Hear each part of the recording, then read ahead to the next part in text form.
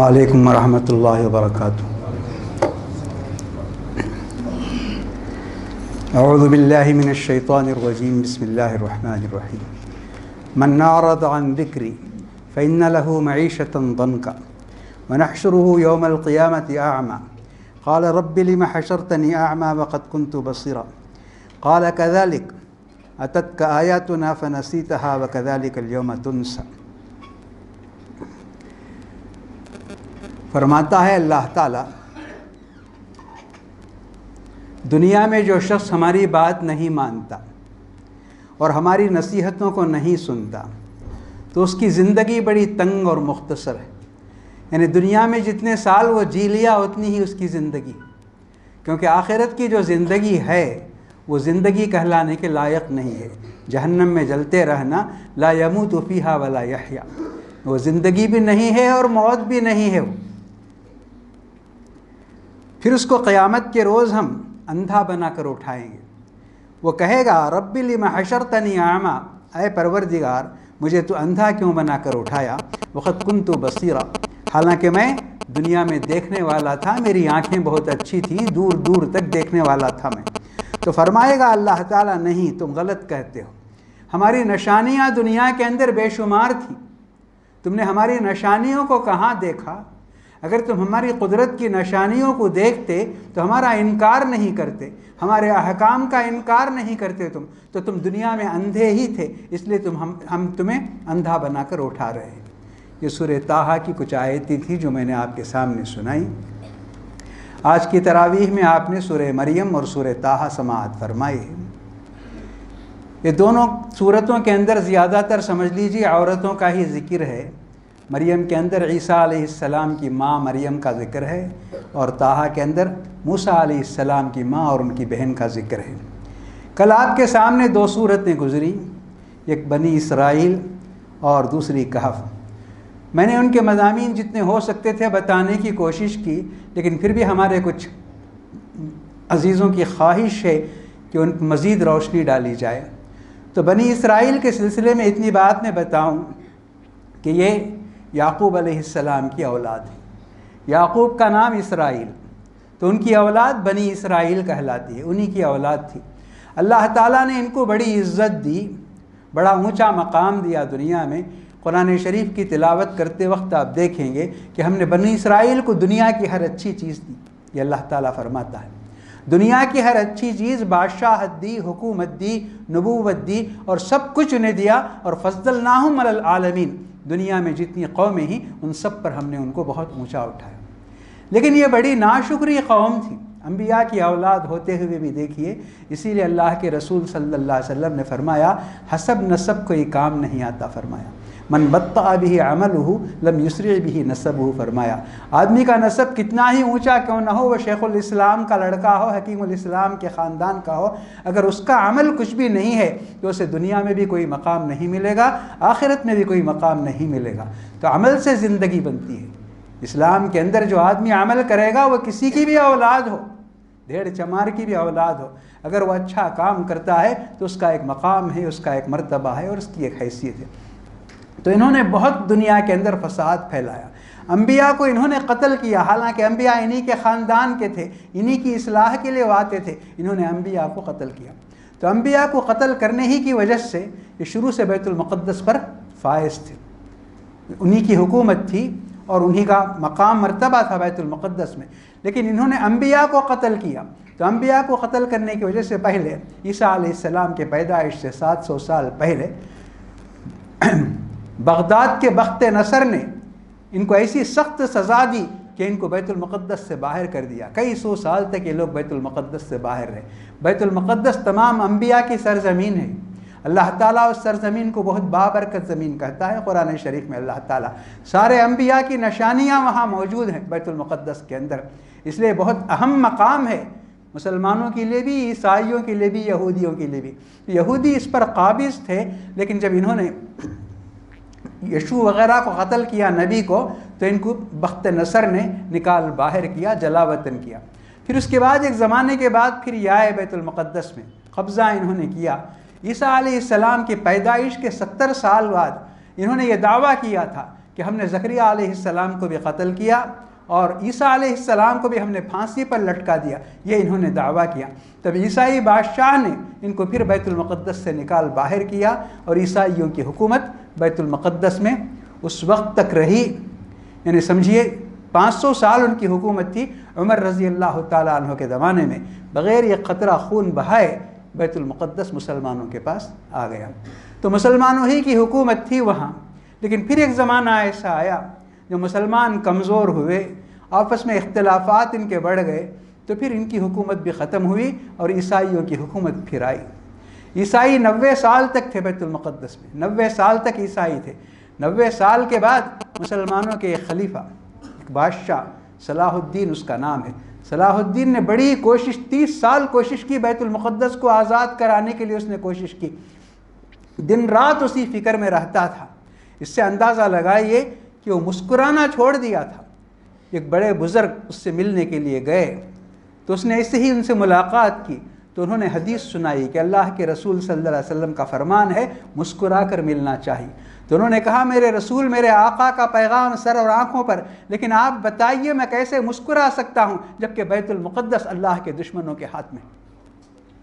تو دیکھیے کام کرنے کے لیے آدمی کو کتنی گہرائی میں جانا ہوتا ہے اور کتنا سوچنا پڑتا ہے اور کتنی پلاننگ کرنی پڑتی ہے۔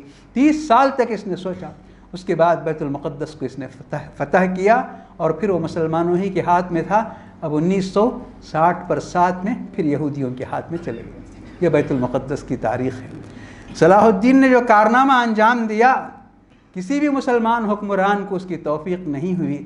آج مورخ تاریخ لکھنے والے لکھتے ہیں اقامت الامہات ان یلدن مثل صلاح الدین، کہ آج عورتیں بچے تو پیدا کرتی ہیں لیکن صلاح الدین جیسا بچہ کوئی عورت پیدا نہیں کرتی تھا۔ یہ صلاح الدین تھا۔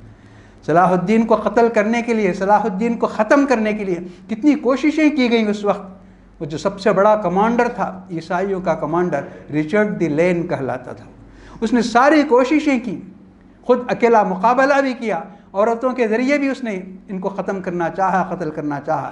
تو وہاں بھی ایک مرتبہ ایسا ہے، ایک عورت پہنچ گئی صلاح الدین کے قریب، اس کے ہاتھ میں ایک ایسا خنجر تھا، زہر لگا ہوا تھا، اگر اس کی خراش بھی لگ جاتی تو بدن سڑ جاتا۔ تو قریب پہنچ کر اس نے وہ خنجر نکالا، صلاح الدین نے اس کا ہاتھ پکڑ لیا اور وہ تاریخی جملہ اس نے کہا، صلاح الدین نے، ما خلق اللہ صلاح الدین لیقتل بید امرأۃ، کہا اللہ تعالیٰ نے صلاح الدین کو اس لیے نہیں پیدا کیا کہ ایک عورت کے ہاتھ سے وہ مارا جائے گا۔ اس کے بعد کہا میرے مذہب میں عورت کا قتل حرام نہ ہوتا تو میں تیرے ٹکڑے ٹکڑے کر دیتا۔ پھر اپنے لوگوں سے کہا اس کو لے جاؤ، ریچرڈ دی لین کے خیمے میں چھوڑ کر آؤ۔ کہا تو یہ بڑی تاریخ ہے مسلمانوں کی تاریخ۔ بیت المقدس کے سلسلے میں یہی بیت المقدس ہے، بہت اس کا احترام کیا مسلمانوں نے، لیکن آج پھر وہ یہودیوں کے ہاتھ میں ہے، اور یہودی و مسجد اقصیٰ جو مسلمانوں کا پہلا قبلہ تھا اس کا احترام ذرا بھی نہیں کرتے، اور اس کے احترام کو پامال کرنے کے لیے وہاں اگر آپ دیکھتے ہوں گے فوٹو میچ میں دیکھتے ہوں گے نیموریاں لباس پہن کر جوتیوں کے ساتھ مسجد اقصیٰ کے اندر یہ سب پھرتی ہیں، یہ سب نظر آتا ہے، بہت عجیب عجیب منظر وہاں نظر آتے ہیں۔ یہ بنو اسرائیل کی ایک مختصر تاریخ ہے۔ اب میں یہاں یہ کہنا چاہتا ہوں کہ اللہ تعالیٰ بنو اسرائیل کا تذکرہ کرتا ہے تو تاریخ کی تو کتاب نہیں ہے کہ بنو اسرائیل بہت اونچے تھے پھر نیچے ہوئے، نیچے تھے اونچے ہوئے، یہ تاریخ کی کتاب نہیں ہے۔ یہ تاریخ میں آپ پڑھیں گے، یہ کتاب عبرت ہے، یہ کتاب موعظت ہے، یہ اس میں سبق کی کتاب ہے۔ تو اللہ تعالیٰ یہ بتانا چاہتا ہے کہ جس قوم کا کیریکٹر یہ ہوگا، اخلاق یہ ہوگا، وہ ہمیشہ تباہ و برباد ہوگی، یہ بتانا چاہتا ہے اللہ تعالیٰ پوری تاریخ شروع سے اخیر تک، کہ اگر آدمی بلندی پر رہنا چاہتا ہے، عزت کے ساتھ رہنا چاہے، حکومت پر رہنا چاہتا ہے تو اس کا اخلاق کیسے ہونا چاہیے، اس کا کردار کیسے ہونا چاہیے، اس کا عمل کیسے ہونا چاہیے، اس کی سوچ کیسی ہونا چاہیے، یہی ہے قرآن۔ اسی میں عبرت کی بات ہے کہ جو قوم ان اخلاق کے ساتھ ہوگی وہ ہمیشہ کامیاب رہے گی، اور جو قوم کامیابی پر رہ کر ان اخلاق کو، ان عادات کو چھوڑ دے گی وہ ذلت کا منہ دیکھے گی۔ یہ اللہ تعالیٰ بتانا چاہتا ہے۔ یہ مختصر بات تھی بنو اسرائیل سے متعلق۔ اور معراج کے لیے بھی، معراج بھی نام ہے اس سورت کا، اسراء، تو معراج میں لوگ بہت دھوم سے جشن مناتے ہیں، اور اس کی تاریخ طے کر لی ہے لوگوں نے، حالانکہ ثابت نہیں ہے صحیح۔ 27 رجب اس روز مسجدوں کو اتنا سنوارتے ہیں، ہمارے شہر میں یہ نہیں ہے لیکن باہر دیکھا گیا ہے، بالکل مندروں کی طرح مسجد کے باہر بھی، مسجد کے اوپر میناروں پہ سب ایسی لائٹنگ ہوتی ہے کہ عجیب منظر معلوم ہوتا ہے، دور سے معلوم ہی نہیں ہوتا کہ یہ مسجد ہے، یہ مندر ہی کی شکل کا ہوتا ہے۔ تو بہت دھوم سے جلسے ہوتے ہیں، ساری رات تقریریں ہوتی ہیں، یہ سب کچھ ہوتا ہے۔ تو معراج کا جشن ہوتا ہے، ایک جلسہ ہوتا ہے، لیکن معراج میں اللہ کے رسول صلی اللہ علیہ وسلم نے جہنم کی سیر کی۔ جہنم میں آپ کو رونگٹے کھڑے کر دینے والے مناظر نظر آئے، واقعی آپ پریشان ہوئے، ایسی ایسی سزائیں، بھیانک سزائیں، عبرتناک سزائیں۔ آپ نے جبرائیل سے پوچھا، جبرائیل آپ کے ساتھ ہوتے تھے، من ہؤلاء یا جبرائیل، یہ کون لوگ ہیں جبرائیل؟ لم یعذبون ہکذا، پوچھا یہ کیوں اس طرح سزا دے رہے ہیں، ایسی عبرتناک سزا ان کو کیوں ہے؟ تو جبرائیل کسی کے بارے میں کہتے تھے یہ زناکار لوگ ہیں، یہ سود خوار لوگ ہیں، یہ بدعمل علماء ہیں، سب بتایا، سب کی قسمیں بتائیں کہ یہ لوگ، ان کا یہ جرم تھا، ان کی یہ غلطی تھی، ان کا یہ تھا، یہ سب جبرائیل نے بتایا اللہ کے رسول صلی اللہ علیہ وسلم کو۔ تو اصل واقعہ یہی ہے۔ معراج میں ہمیں جو یاد رکھنا ہے، کن کن لوگوں کو جہنم میں دیکھا اللہ کے رسول نے، عورتوں کو دیکھا، عورتوں کی ایک بڑی تعداد کو جہنم میں دیکھا، بلکہ عورتوں کی تعداد مردوں سے بھی زیادہ تھی۔ یہ بھی پوچھا گیا تو بتایا گیا کہ یہ عورتیں ذرا ناشکری ہوتی ہیں، اللہ کی بھی ناشکری ہوتی ہیں، اپنے شوہر کی بھی ناشکری ہوتی ہیں، اس کی وجہ سے بھی یہ ہے، ایسا کہا گیا۔ تو عبرت کی یہ سب باتیں ہیں۔ اور معراج کا تحفہ جو ہے وہ نماز ہے۔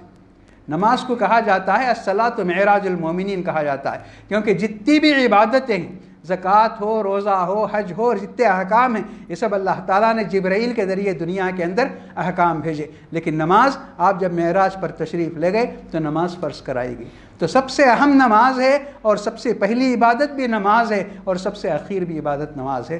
اللہ کے رسول صلی اللہ علیہ وسلم وفات سے چند لمحے پہلے بھی نماز ہی کی تاکید کرتے ہوئے دنیا سے رخصت ہوئے، اور حدیثوں میں آتا ہے کہ سب سے پہلا سوال قبر میں بھی، میدان حشر میں بھی نماز کے بارے ہی میں ہوگا پوچھا۔ تو یہ سب باتیں ہیں یاد رکھنے کی، یاد کرنے کی، عمل کرنے کی۔ ان کو چھوڑ کر ہم ظاہر میں جا کر بڑے بڑے جلسے منائیں، دعوت کریں، بڑے بڑے علماء کی تقریریں رکھائیں اور مسجدوں کو سنواریں، یہ اصل چیز نہیں ہے۔ تو ہمیں حقیقت پسند بن کر زندگی بسر کرنا چاہیے۔ تو اب بنو اسرائیل میں کئی آیتوں کا مضمون، کئی آیتیں ہیں اسی مضمون کی۔ ایک آیت یہ بھی ہے، دیکھیے، ان السمع والبصر والفؤاد کل اولئک کان عنہ مسئولا۔ وہ آیت جب نازل ہوئی الہاکم التکاثر، اس میں وَلَتُسْأَلُنَّ يَوْمَئِذٍ عَنِ النَّعِيمِ، اللہ تعالیٰ نے فرمایا کہ قسم ہے ضرور تم سے اللہ تعالیٰ اس کی نعمتوں کے بارے میں سوال کرے گا، نعمتوں کے بارے میں سوال کرے گا، تمہیں ایک ایک نعمت کا جواب دینا ہے اللہ تعالیٰ کے پاس، جس کو تم کھائے ہو، پیو ہو، استعمال کیے ہو۔ زبیر بن العوام ایک صحابی، رسول اللہ صلی اللہ علیہ وسلم کے قریبی رشتہ دار، انہوں نے بڑی حسرت کے ساتھ کہا ما ہی النعم یا رسول اللہ، پوچھا کیا نعمتیں ہیں ہمارے پاس؟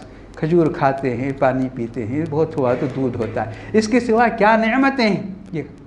تو اللہ کے رسول صلی اللہ علیہ وسلم نے ان سے فرمایا، دو باتیں آپ نے ان سے فرمائی۔ ایک تو یہ آیت پڑھی ان السمع والبصر والفؤاد، یہ آیت بنو اسرائیل کی، کہ دیکھو یہ آنکھ، یہ کان، یہ دماغ، یہ اللہ کی سب سے بڑی نعمت ہے، ان کے بارے میں سوال کیا جائے گا کہ تم نے اس کا کتنا فائدہ اٹھایا، تم نے ان سے کیا کام لیا۔ ابھی میں نے جس آیت سے درس شروع کیا اس میں اللہ تعالیٰ نے یہی کہا کہ تم دنیا میں اندھے تھے، اگر تمہاری آنکھیں ہوتی دنیا میں، تم دیکھتے، حق کو پہچانتے اور اللہ کی نشانیوں کو دیکھ کر اللہ تک پہنچنے کی کوشش کی۔ تم اندھے تھے، بینا نہیں تھے، تم نابینا ہی تھے دنیا میں، اللہ تعالیٰ نے کہا۔ تو اللہ تعالیٰ فرماتا ہے کہ یہ آنکھ، یہ کان اور یہ دماغ تمہیں اس لیے دیے گئے ہیں کہ تم سوچو، کائنات پر غور کرو، اپنی ذات پر غور کرو، وفی انفسکم افلا تبصرون، کہ ہمیں کس نے پیدا کیا، کیوں پیدا کیا، زندگی کا مقصد کیا ہے، صحیح راستہ کون سا ہے، زندگی کا انجام کیا ہے۔ یہ اگر آدمی سوچنا شروع کر دے تو قیامت کو بھی جان لے گا، اور قیامت کے دن کامیاب ہونے کے لیے جس تیاری کی ضرورت ہے اس تیاری کو بھی وہ شروع کر دے گا۔ تو یہ اصل بات۔ تو پھر اس کے بعد زبیر بن العوام سے اللہ کے رسول صلی اللہ علیہ وسلم نے فرمایا ٹھیک ہے آج تمہارے پاس کھانے پینے، پہننے، رہنے سہنے کی نعمتیں کم ہیں، لیکن بعد میں آنے والوں پر زمین اپنا خزانہ اگل دے گی، فرمایا ان کو ساری نعمتیں ملیں گی، ساری آسائشیں ملیں گی اور سب کچھ انہیں ملے گا۔ تو ان کے بارے میں یہ فرمایا اللہ کے وَلَتُسْأَلُنَّ يَوْمَئِذٍ عَنِ النَّعِيمِ۔ سمجھ لیجیے آج ہم ہی لوگ ہیں، آج نعمت کے سارے دروازے ہمارے لیے کھلے ہوئے ہیں، ہم کتنا بھرپور فائدہ اٹھاتے ہیں۔ دیکھیے ہم गर्मी क्या है जानते नहीं, गर्मी से बचना भी हम जानते हैं, सर्दी से बचना भी जानते हैं, बारिश से बचना भी जानते हैं, बीमारी से बचना भी, बहुत सारी चीज़ें जानते हैं। इन तमाम नेमतों से हम फ़ायदा उठाते हैं। तो अल्लाह के रसूल सल्लल्लाहु अलैहि वसल्लम ने उनसे कहा, ज़ुबैर इब्न अल-अव्वाम और दूसरे सहाबा जो मौजूद थे, ये तुम्हारे लिए नहीं, बाद में आने वाले उन पर दुनिया अपने ख़ज़ाने खोल देगी, ज़मीन उगल देगी अपने ख़ज़ानों को, वो नेमतों से भरपूर फ़ायदा उठाएंगे। उनसे अल्लाह ताला सवाल करेगा कि इन तमाम नेमतों को तुमने इस्तेमाल करके अल्लाह का कितना हक़ अदा किया, ये उनसे ये सवाल किया जाएगा, ये फरमाया। उसके बाद सूरह कहफ में आखिर में आपके सामने ये बात बताई गई कि मूसा अलैहिस्सलाम का एक क़िस्सा है। मूसा अलैहिस्सलाम बड़े ज़बरदस्त मुक़र्रिर थे, बड़ी अच्छी तकरीर करते थे, बड़ी इल्मी तकरीर करते थे। एक मरतबे वह तकरीर से फ़ारिग़ हुए तो किसी ने पूछा कि आपसे बड़ा कोई आलिम है रुए ज़मीन पर? ये पूछा। तो जब ऐसा सवाल किया जाता है तो आदमी को चाहिए कि वो कह दे अल्लाह ताला बेहतर जानता है, अल्लाह के बंदे होंगे। लेकिन पता नहीं मूसा अलैहिस्सलाम ने कैसे कह दिया कि नहीं, मुझसे बड़ा कोई आलिम नहीं है। ये बात अल्लाह ताला को नापसंद नहीं है। गुरूर की कोई भी बात, आदमी इल्म के गुरूर का मुज़ाहरा करे, दौलत के गुरूर का मुज़ाहरा करे, ताकत के गुरूर का मुज़ाहरा करे, हुकूमत के गुरूर का मुज़ाहरा करे, अल्लाह ताला उसे खाक चटाता है। ये अल्लाह ताला का कानून है। तो मूसा अलैहिस्सलाम ने कहा मुझसे बड़ा कोई आलिम नहीं है। कहा तो अल्लाह ताला ने फरमाया आपसे बड़ा आलिम है, जाइए उसके पास पढ़िए, आप सीखिए, उसके पास जाकर तालिब इल्म बनकर जाइए। तो इतना मुश्किल वह सफ़र था, ख़ुद मूसा अलैहिस्सलाम की ज़बान से निकल गया, लक़द लक़ीना मिन सफ़रिना हाज़ा नसबा का। हालांकि अम्बिया की ज़बान से शिकायत का लफ्ज़ नहीं निकलता, लेकिन मूसा अलैहिस्सलाम ने कहा इस सफ़र से हमें बहुत मशक्क़त हुई, बड़ी तकलीफ़ हुई। गए, बहुत लंबा सफ़र, बहुत लंबा सफ़र। उसके बाद उनको मिले वो अल्लाह के नेक बंदे जिनको मुफस्सिरीन खिज़र अलैहिस्सलाम कहते हैं, उनसे मिले। उनसे कहा कि हम आपके पास अल्लाह के हुक्म से सीखने के लिए आए। तो उन्होंने कहा कि मेरे पास सीखने के लिए बड़े सब्र की ज़रूरत है, आपके पास सब्र की कमी है, आप सीख नहीं सकते। तो मूसा ने वादा किया, सतजुदनी इंशाअल्लाह साबिरन। कहा नहीं, मैं वादा करता हूँ आप मुझे सब्र वाला देखेंगे और मैं आपके एक भी हुक्म की खिलाफ वर्जी नहीं करूँगा। तो बड़ी शराइत के साथ उन्होंने इनको अपनी मजलिस में जमाया और कुछ बातें उनको बताई। लेकिन मूसा अलैहिस्सलाम वाकई हर बात पे कुछ ना कुछ एतराज़ करते थे। तो खज़र ने इनसे कहा हाज़ा फ़िराक़ु बैनी व बैनिक, कहा मेरे और आपके दरमियान अब दोस्ती नहीं रह सकती, हम बाकी नहीं रह सकते, आप रुख़सत हो जाइए, बेहतर है आप वापस चले जाइए। कह के उनको, और वो 3 क़िस्से हुए थे जिस पर एतराज़ किया था मूसा अलैहिस्सलाम ने। वो 3 क़िस्सों की हकीकत क्या है ये बताई खज़र ने कि वो कश्ती को इसलिए मैंने ख़राब किया कि अच्छी कश्ती को वहाँ का बादशाह छीन लेता था, इसलिए मैंने किया। बच्चे को मैंने इसलिए कत्ल किया कि वो बच्चा अपने नेक माँ बाप के लिए एक फ़ितना था, एक ख़तरा था, इसलिए मैंने ऐसा किया। और फिर वो दीवार की जो मैंने मरम्मत की, वो दीवार के अंदर एक यतीम बच्चों का ख़जाना था और वो पूरे शहर में एक भी ऐसा आदमी नहीं था जिसके पास अमानत रखी जा सकती थी। तो वह ख़जाना दीवार के नीचे था, अगर वो दीवार गिर जाती तो ख़जाना लुटेरों के हाथ लग जाता, इसलिए मैंने किया, ये उन्होंने बताया। उसके बाद आखिरी क़िस्सा उसके अंदर जो बताया गया है वो ज़ुल्क़रनैन का है। ज़ुल्क़रनैन कौन है, ये बड़ी बहस चलती है किताबों में, तफसीर की किताबों में। तो आम तौर पर यह कहा जाता है कि ये सिकंदर मखदूनी है जिसको अलेक्जेंडर द ग्रेट कहते हैं। ऐसा नहीं है, सबको मालूम है अलेक्जेंडर द ग्रेट काफिर था, मुल्हिद था और उसके सारे दरबारी और उसके वज़ीर सब मुशरिक थे। कुरान जिसका ज़िक्र करता है ये बहुत बड़ा मर्द मोमिन है, इसका ईमान अल्लाह पर और यौम आखिरत पर है और ये दुनिया के अंदर अदल व इंसाफ कायम करना चाहता है। तो ये कौन है, इसके बारे में बड़ी तहक़ीक़ है। साइरस कहते हैं, कैखुसरू कहते हैं इसको। ये ईसा अलैहिस्सलातु वस्सलाम से 540 साल पहले इस दुनिया के अंदर था। इसने बड़ी हुकूमत की और इसने एक दीवार बनाई, जो फितना लोग फैलाते थे उनको रोकने के लिए इसने एक दीवार बनाई, कुरान कहता है। अब वो दीवार ही होना कोई ज़रूरी नहीं है, बहरहाल उनको इधर आर पार होने से बचाने के लिए उसने ये काम किया। बहुत बड़ा काम था, अल्लाह ताला ख़ुद कहता है। लोग बहुत खुश हुए तो उसने कहा देखो आज ये काम हो गया, लेकिन ये न समझना कि दीवार हमेशा रहेगी। हाज़ा रहमतुम मिर, उसने कहा ये देखना एक दिन अल्लाह ताला का, मेरे रब का हुक्म आएगा तो ये दीवार ज़मीन के बराबर हो जाएगी। ये उसने कहा साफ कुरान शरीफ के अंदर है, क़द जअलहु रब्बी दक्का। तो अल्लाह के रसूल सल्लल्लाहु अलैहि वसल्लम ने भी फरमाया एक मरतबे आप ख्वाब देखे और बहुत ही घबरा कर उठे। उठने के बाद आपने अज़वाज मुतहरात को देखा, वो सब सो रही थी। तो आपने फरमाया मन यूक़िज़ुहा, کہ ان عورتوں کو کون جگائے گا، یہ آپ نے پوچھا۔ یہ عورتیں غفلت کے ساتھ سو رہی ہیں۔ جس فتنے کو بند کیا تھا دیوار کے ذریعے ذوالقرنین نے، آج وہ فتنے کی دیوار میں اتنا سوراخ ہو گیا ہے، فرمایا اللہ کے رسول صلی اللہ علیہ وسلم نے۔ اور جب ایک آدمی کے نکلنے کے لائق سوراخ ہو جائے گا تو دنیا کے اندر آ جائیں گے، پھیل جائیں گے، پھر جس فتنے کا سد باب اس نے کیا تھا، یہ فتنہ دنیا کے اندر عام ہو جائے گا، یہ فتنہ اور فساد یہ بچ نہیں سکیں گے، یہ اللہ کے رسول صلی اللہ علیہ وسلم نے فرمایا۔ تو کسی بھی وقت ہوا بھی ہوگا، ہو سکتا بھی ہے، لیکن دیوار کے نام سے تلاش نہیں کیا جا سکتا۔ یہ دیوار ایک اصطلاح ہے، ایک محاورہ ہے، اس کو دنیا سے الگ کر دیا تھا اس قوم کو جو دنیا کے اندر فتنہ اور فساد پھیلاتی تھی۔ تو یہ مختصر مضامین تھے دو صورتوں کے۔ مریم کے اندر میں نے جیسا کہ کہا کہ مریم کے ہی بیٹے عیسیٰ علیہ السلام ہیں۔ آج دنیا کی سب سے بڑی آبادی ان کو مانتی ہے، لیکن صرف اگر ان کو عیسیٰ کو پیغمبر مانتی تو بڑی اچھی بات تھی۔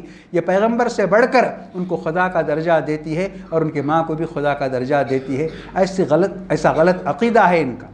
تو جو لوگ اس غلط عقیدے پر ہیں ان کے سامنے صحیح عقیدہ جب پیش کیا جاتا ہے، صدق دل کے ساتھ پیش کیا جاتا ہے تو اسے قبول کرتے ہیں۔ جیسا کہ روایتوں میں آتا ہے کہ حبشہ کے بادشاہ کے پاس جعفر طیار رضی اللہ تعالی عنہ نے مریم ہی کی تلاوت کی۔ اس میں اللہ تعالیٰ بتاتا ہے کہ مریم کتنی نیک تھیں، کتنی پاکیزہ تھیں، ان کی عفت اور عصمت بے مثال تھی۔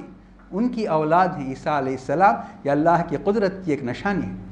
اللہ تعالیٰ نے 4 طریقوں سے انسانوں کو پیدا کیا۔ آدم کو پیدا کیا، بغیر کسی بنیاد کے آدم کو پیدا کیا۔ حوا کو پیدا کیا، آدم سے پیدا کیا، اور اس کے بعد آدم اور حوا سے ساری دنیا پیدا ہوتی ہے۔ اب ایک چیز باقی رہ گئی تھی کہ صرف عورت سے پیدا کیا جائے، بغیر مرد کے پیدا کیا جائے، یہ چیز باقی تھی۔ اللہ تعالیٰ نے عیسیٰ علیہ السلام کو پیدا کر کے بتا دیا کہ اللہ تعالیٰ کے پاس یہ سب چیزیں کیا ہیں۔ انسانوں کے پاس ذرائع چاہیے، وسائل چاہیے، اللہ تعالیٰ کے پاس ایسا نہیں ہے، کن فیکون، کچھ بھی نہیں تھا، آدم پیدا ہو گئے۔ تو اسی طرح اللہ تعالیٰ نے عیسیٰ کو پیدا کیا، بتایا انہوں نے کہ عیسیٰ کی پیدائش بھی آدم کی پیدائش کی طرح ہے، یہ بات بتائی گئی اس کے اندر۔ اور سورہ طٰہٰ میں موسیٰ علیہ السلام کی پیدائش سے پہلے کا ماحول ایسا خطرناک تھا کہ فرعون ہر سال، ہر نئے سال میں، دنیا کی عادت ہے، آج بھی حکمران کرتے ہیں، ہمارے ملک کے حکمران بھی کہتے ہیں کہ یہ سال کیسا ہوگا، یہ پوچھتے ہیں، یہ جاننا چاہتے ہیں۔ تو ہزاروں سال پرانی بات ہے، تو ہمیشہ پوچھتا تھا۔ تو لوگ یہ بتاتے تھے، ستاروں کو دیکھ کر، ستاروں کی چال دیکھ کر یہ بتاتے تھے۔ ایک بار بتایا کہ بنو اسرائیل میں ایک لڑکا پیدا ہوگا اور وہ تمہارے تخت و تاج کے لیے خطرہ ثابت ہوگا اور تمہارے خدائی کو بھی خطرہ ثابت ہوگا۔ تو آسان علاج کیا تھا اس زمانے میں؟ فرعون نے کہا جتنے بچے بنو اسرائیل میں پیدا ہوں گے ان کو قتل کر دیا جائے۔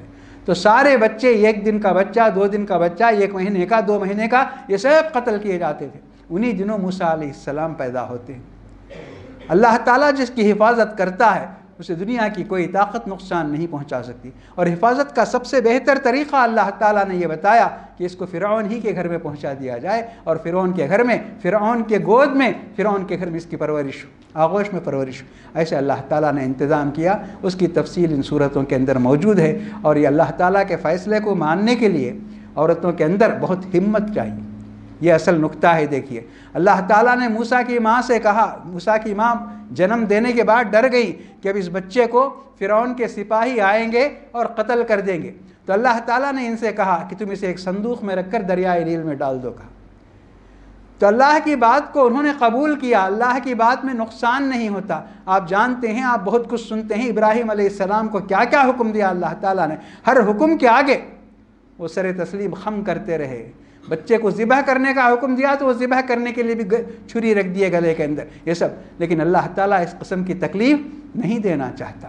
مکے میں بسانے کی بات کی، لے جا کر چھوٹے بچے اور ان کی ماں کو، اس کے لیے بھی ابراہیم علیہ السلام تیار ہو گئے۔ اس کا پھل کتنا بڑا ملا ابراہیم علیہ السلام کو۔ آج دیکھ لیجئے، آج مکہ کیا ہے آپ دیکھ لیجئے۔ کون مسلمان ہے جو مکہ نہیں جانا چاہتا آپ دیکھ لیجئے، جبکہ وہاں کچھ بھی نہیں تھا، تب ابراہیم علیہ السلام نے وہ دعا کی۔ تو موسیٰ کی ماں نے بچے کو صندوق میں رکھ کر پانی میں ڈال دیا، دریا میں ڈال دیا۔ تو یہ اصل چیز ہے کہ اللہ کے احکام کو جب ہمیں معلوم ہوتا ہے کہ اللہ کا حکم ہے تو ہم اسے قبول کرنا چاہیے، اس پر عمل کرنا چاہیے۔ اللہ تعالیٰ احکام ایسے نہیں دیتا کہ اس سے ہمیں نقصان ہو، ہمیں کوئی تکلیف ہو، ایسا حکم نہیں دیتا۔ اللہ کے حکم کو جب ہم مان لیتے ہیں تو پھر اللہ تعالیٰ اس کام کو اپنے ذمے لے کر اس کو کامیابی سے ہمکنار کرتا ہے۔ دوسری بات اس صورت کے اندر یہ ہے کہ ایمان کے اندر بڑی طاقت ہے۔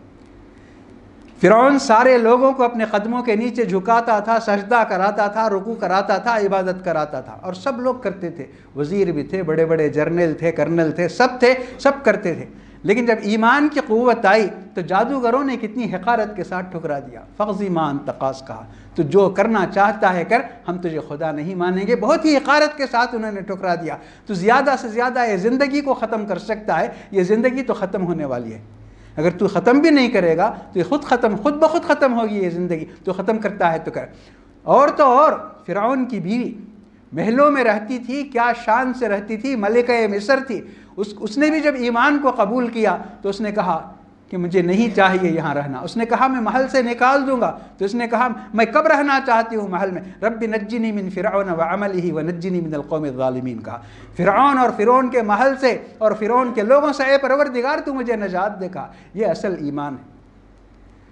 اصل ایمان یہی ہے، عورت کے اندر بھی اتنی ہمت پیدا کرتا ہے، اتنی جرأت پیدا کرتا ہے کہ وہ ساری دنیا کے مقابلے کے لیے تیار ہو جاتی ہے، ہر نعمت کو ٹھکرانے کے لیے تیار ہو جاتی ہے۔ تو آج ہمیں یہی دیکھنا ہے، ہمارے ایمان میں کمی اور کمزوری کہاں ہے۔ ہمیں یہ دیکھنا ہے کہ ایمان عورت کو، بچے کو، سب کو بہت طاقتور بناتا ہے۔ جنگ بدر کے اندر چھوٹے چھوٹے بچے میدان میں دشمنوں سے لڑنے کے لیے تیار ہو گئے۔ اللہ کے رسول صلی اللہ علیہ وسلم نے فرمایا تم چھوٹے ہو تو اپنے پنجوں کے بل کھڑے ہو کر بتاتا ہے میں اونچا ہوں کہتا ہے۔ پھر کوئی لڑائی میں دوسرے کو مار کر بتاتا ہے، گرا کر بتاتا ہے کہ دیکھیے میں کتنا طاقتور ہوں، مجھے کیوں نہیں شمار کیا جاتا۔ تو یہ ایمان کی یہ طاقت ہے۔ وہ طاقت اگر مسلمانوں کے اندر آ جائے تو دنیا کے اندر یہ ذلیل نہیں ہوں گے، دنیا کے اندر یہ رسوا نہیں ہوں گے، دنیا کے اندر ناکام نہیں ہوں گے۔ آج ہمارا جو حال ہو رہا ہے، حکومتوں کے باوجود، دولتوں کے باوجود، خزانوں کے باوجود، علم کے باوجود، سب جو ہو رہا ہے، ہمارے ایمان میں کچھ کمی ہے، کچھ کمزوری ہے۔ اللہ تعالی ہم سب کو بولنے اور سننے والے سے زیادہ عمل کرنے والا بنائے۔ اللہ تعالی ہمیں نیکیوں کی توفیق عطا فرمائے، ہمارے اسلام کو مضبوط بنائے اور ہمیں صحیح اسلام کی توفیق عطا فرمائے، اور ہماری ہر نیکی کو اللہ تعالی شرف قبول عطا فرمائے۔ ہماری تمام مصیبتوں، تکلیفوں، مشکلوں، مجبوریوں کو اللہ تعالی دور فرمائے۔ ہمارے بیماروں کو صحت عاجلہ اور شفاء کاملہ نصیب فرمائے۔ ہمارے مرحومین کی مغفرت فرمائے، جنت الفردوس اور اعلیٰ علیین میں انہیں جگہ نصیب فرمائے۔